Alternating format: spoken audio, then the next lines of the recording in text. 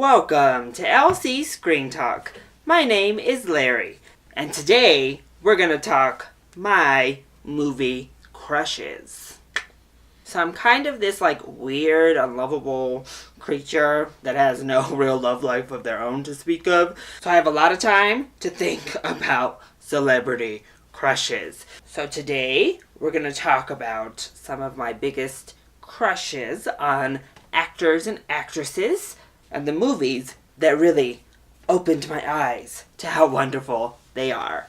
So, just this past week, the new Baywatch trailer debuted, and while Dwayne "The Rock" Johnson was named People Magazine's sexiest man alive, but my eyes, and I think a lot of other people's eyes too, were definitely fixated on Zac Efron.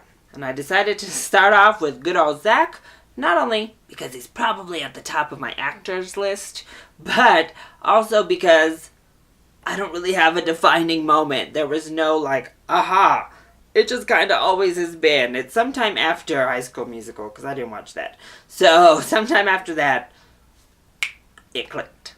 Now let's shoot over to the top of my actresses list with Ms. Margot Robbie. This one's no surprise. I mean, she was pretty much introduced to the world in this film. And I think a whole lot of men and women that are attracted to women fell in love with Margot Robbie in The Wolf of Wall Street. And it goes way past just that baby bedroom scene. So the series that never dies stars one of the most badass, sexiest movie characters ever. And that is Celine from Underworld. Not only is Celine a complete badass, but Kate Beckinsale is just drop dead gorgeous in and out of this role. But this is the role I first really got to know Kate Beckinsale, and whew, does she pull off pale skin, blue eyes, short black hair very well. Now there are a lot of Chris's in the Marvel Cinematic Universe these days, but one definitely stands shoulders and pecs and biceps above the rest. That's good old Chris Hemsworth. And Thor is definitely the role that turned me on to the Hemsworth train. Since then, I think he's actually become way more attractive since that first Thor film. I mean, did you see Ghostbusters this past year? That's the first time I really got to see him, really got to know him, and I mean, I just love the character of Thor, so it all worked out. Speaking of Thor, I love me some Natalie Portman. And we may just be saying two-time Academy Award winning Natalie Portman here soon.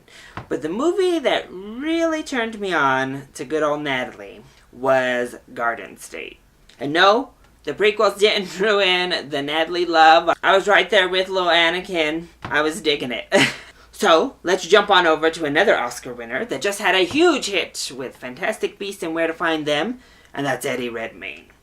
This is one of my more peculiar celebrity crushes. He doesn't have the typically handsome, rugged, good looks, but one of my coworkers and friends, posted a great article about how he really breaks the masculinity stereotype in his roles and in his real life. And I think that may be part of where it all comes from. But I just love all his quirks. I think he has an interesting and really attractive face. And I just love all the little Redmayne-isms. But I was first introduced and first started really gravitating toward Redmayne in My Week with Marilyn. I'm obsessed with Marilyn Monroe, and the fact that he was able to steal some of my attention away from the main attraction just kind of shows not only what a performance he gave in that movie, but just the beginning of the infatuation. Let's jump over to one of the hot mamas of Hollywood, and that would be Catherine Zeta-Jones.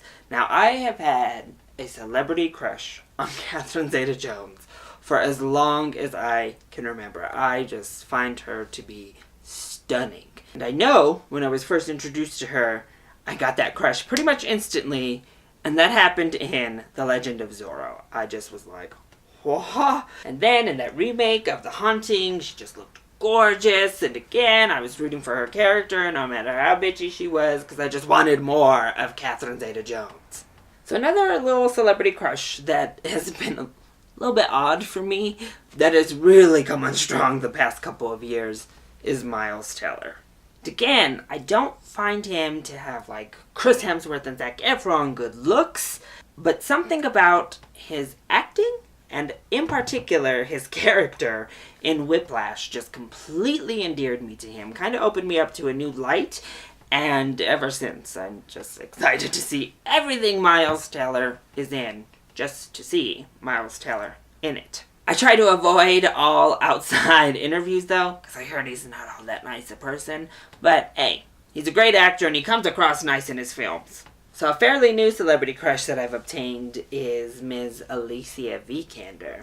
And she's just great in everything, and she looks gorgeous in everything from The Danish Girl to Ex Machina to Man of Uncle. I mean, she just kills it. And let's just give a shout out to the entire Man of Uncle cast, because I think they're all drop dead gorgeous. Armie Hammer, Henry Cavill, which obviously that would all have started as Superman. And then we had Alicia Vikander. I mean, this was just the trifecta of gorgeous people. But Alicia Vikander is the one that really steals my heart. Next up, we're going to jump back onto the pretty boy train and talk about Ryan Reynolds. Had a resurgence, even though his face was covered for Deadpool. And if I'm being honest, I'm struggling to remember the first time I saw Ryan Reynolds. But there's no denying he's a very attractive man. For as long as I've seen him on the big screen, pretty sure I've had a little bit of a crush on him. And now let's jump over to somebody I have a crush on, because I just find their talent so endearing. Plus, she's really pretty, and that's Emily Blunt. I love Emily Blunt in literally everything she does, and I think she's a wonderful actress. So outside of just the physical beauty of her, I think that her talent and just how badass she is all the time really endears me to her. And the first time I really took notice was The Devil Wears Prada. I thought she was hilarious, fashionable, the right amount of bitchy, but yet soft underneath.